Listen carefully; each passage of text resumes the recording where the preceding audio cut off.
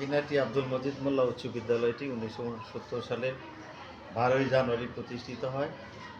তখনকার সময় এই এলাকাটা ছিল প্রত্যন্ত এলাকা কিশোরগঞ্জ শহর থেকে। তো এই প্রতিষ্ঠানের যে প্রতিষ্ঠাতা, বিশেষ করে দুইজন প্রতিষ্ঠাতা আর দুই ভাইয়ের নামে শহীদ আহমদ মোল্লা এবং আব্দুল বারী মোল্লা, তার বাবা আব্দুল মজিদ মোল্লার নামে প্রতিষ্ঠানটা মূলত করেছেন।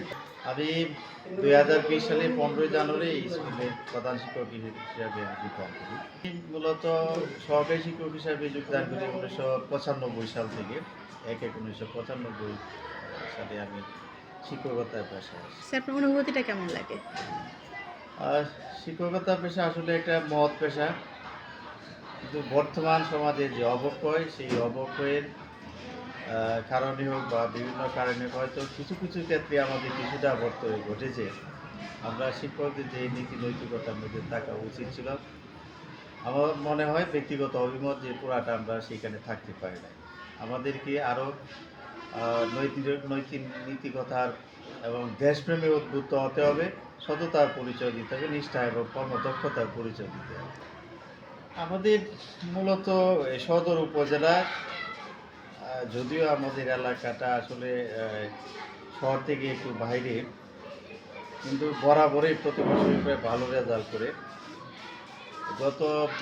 বিগত যে রেজাল্টটা হয়েছে আপনারা জানেন যে এটা সারা দেশে সেইটা রেজাল্টটা একটু ভালো হয় নাই। তারপরে আমরা 71%, 71% আমরা সেখানে ফলাফল করতে সক্ষম হয়েছিলেন। আমার 4টা A+ ছিল।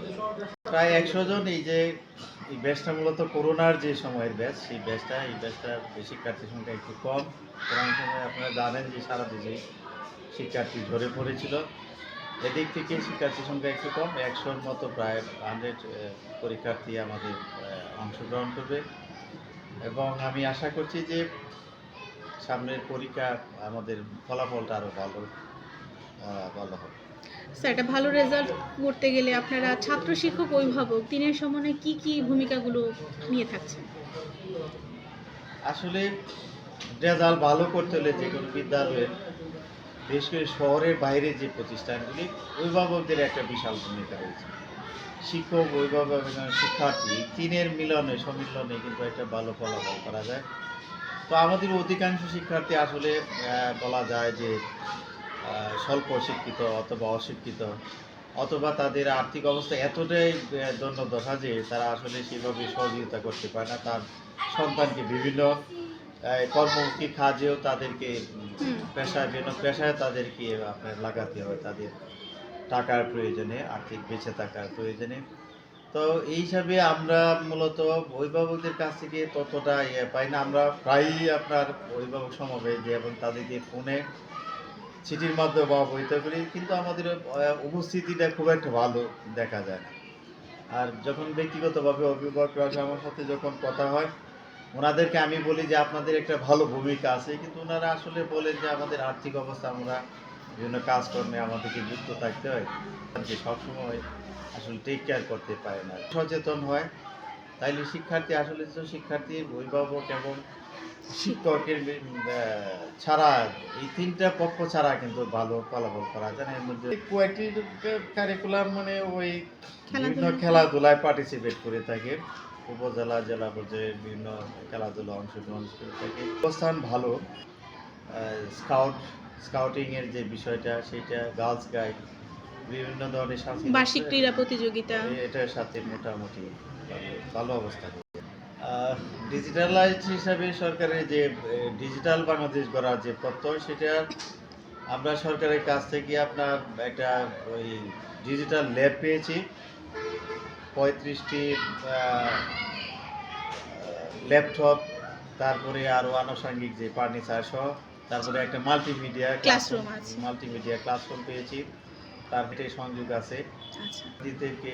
ক্লাসে নিয়ে যায়, প্র্যাকটিস করায় তাদেরকে, প্র্যাকটিক্যালি যে বাস্তব অভিজ্ঞতা সেই তাদেরকে দিতে সাহায্য করে, এবং যথেষ্ট আন্তরিকতার সাথে এই কাজটা করে। তো প্রত্যেকটা জিনিসের ডিমেরিটস থাকে।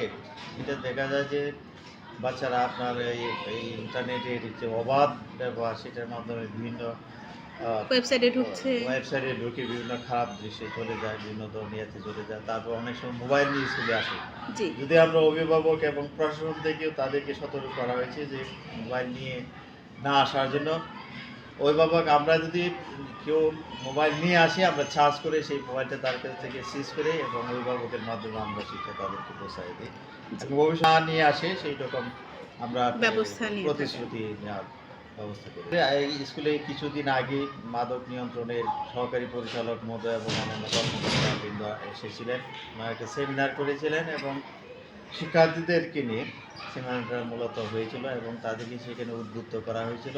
এবং আমরা এরকম মাদক নিয়ন্ত্রণ অধিদপ্তর থেকে প্রায়ই আমাদের এখানে প্রতিষ্ঠানের লোকজন আসে, এসে ওই বাচ্চাদেরকে আপনার ওই করে সচেতনতা বৃদ্ধির জন্য তারা বিভিন্ন ধরনের কথাবার্তা বলে। আমরাও শিক্ষক মন্ডলী যারা আছেন তারা বর্তমান যে সমাজে যে অবক্ষয়, বিশেষ করে মাদকের যে পরাগ্রাস থেকে রক্ষা করার জন্য আমরা ছাত্রছাত্রীদেরকে বুঝিয়ে থাকি তার যে কুফল সম্পর্কে এবং দেশপ্রেমে উদ্বুদ্ধ হয়ে তারা যাতে মাদক থেকে দূরে থাকে কথাবার্তা এবং আলোচনা করে থাকে। ব্যবস্থা করি। সম্পর্কেও বিভিন্ন ধরনের মহিলা অধিদপ্তর থেকে লোকজন আসে, প্রায় আমরা কথা বলে থাকি মেয়েদেরকে অনুপ্রাণিত করার জন্য।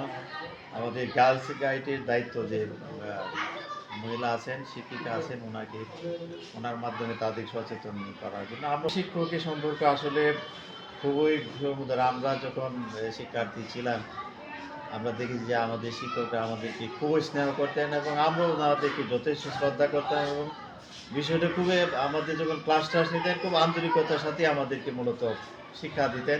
কিছুটা বাণিজ্যিক বিষয়টা চলে আসছে, তো ওইটা আসলে নিবেদিত প্রাণ ছিলেন অধিকাংশ শিক্ষক। কিছু কিছু শিক্ষক সেই ক্ষেত্রে একটু বাণিজ্যিকভাবে বা টাকা পয়সা বা এরকম।